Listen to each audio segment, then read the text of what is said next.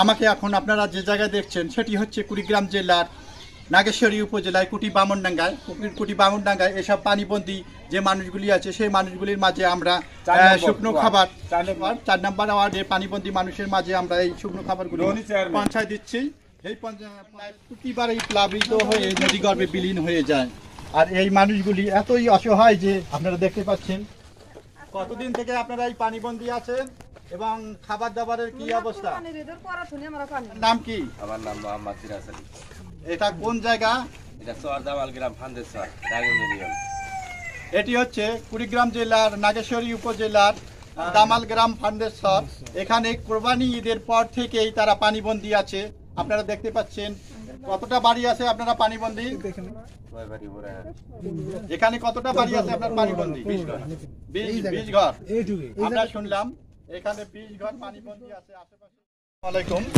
আপনারা দেখছেন আমাদের কিছু ভলান্টিয়ার ভাইয়েরা ত্রাণ নিয়ে একটু শুকনো খাবার নিয়ে যাচ্ছে।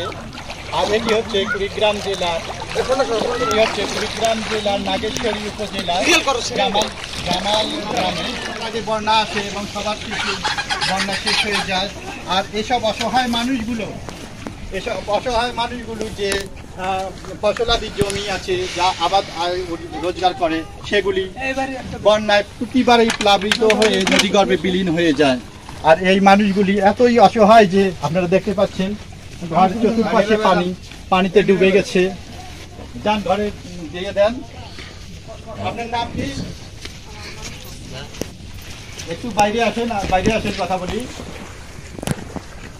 কি নাম আপনার? আপনা বাড়িতে আশেপাশে তো সব জায়গায় পানি দেখতেছি।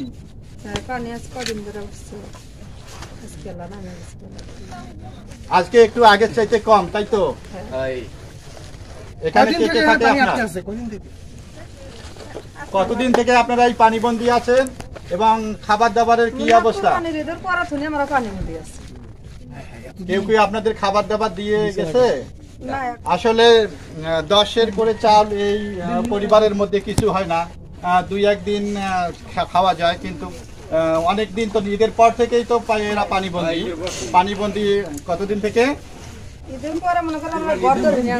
কোরবানি ঈদের পর থেকেই পানিবন্দী। আপনার নাম কি? আমার নাম মোহাম্মদ সিরাজ আলী। এটা কোন জায়গা? এটা চর দামাল গ্রাম ফান্দেশ্বর রায়গঞ্জ। এটি হচ্ছে কুড়িগ্রাম জেলার নাগেশ্বরী উপজেলার চর দামাল গ্রাম ফান্দেশ্বর।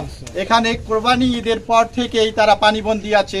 আপনারা দেখতে পাচ্ছেন বাড়ির চতুর্পাশে আপনাদের গরু ছাগল হাঁস মুরগি যেগুলি আছে সেগুলির অবস্থা কি?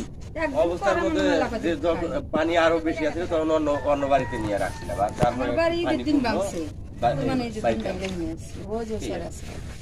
খাবারের কি অবস্থা? খাবারের অবস্থা এখন মনে করেন যে অন্য বাড়িতে বাসা করে খাইছি, তোলা হাইসাল আছে এগুলা আর কি আইনারা পরে যে নিজের বাড়িতে বাসা করে এরকম অবস্থা। কতটা বাড়ি আছে আপনারা পানিবন্দী? এখানে কতটা বাড়ি আছে আপনার পানিবন্দী? 20 ঘর। আমরা শুনলাম এখানে 20 ঘর পানিবন্দী আছে। আশেপাশে যতটুকু জানে 20 ঘর আরো আছে আশেপাশে অনেক পানিবন্দী বাড়ি। আমরা তাদেরকে শুকনো খাবার, ট্যাবলেট, জিরা, মুড়ি এবং দুধ এছাড়াও আরো খাবার আছে তাদেরকে আমরা দিচ্ছি। আমাদের এই ত্রাণগুলি দিয়ে সাহায্য সহযোগিতা করছে। ত্রাণগুলি দিয়ে যে অর্থ ডোনেট করেছে সেগুলি হচ্ছে care and shine foundation. Care আর শাইন ফাউন্ডেশনের সকল সদস্যকে এবং যারা আমাদের ভলান্টিয়ার সাহায্য সহযোগিতা করছে এবার সব অসহায় মানুষদের পাশে ত্রাণ দিয়ে সাহায্য সহযোগিতা করছে এবং হাতে তুলে দিচ্ছে, তাদেরকে সকলকে ধন্যবাদ।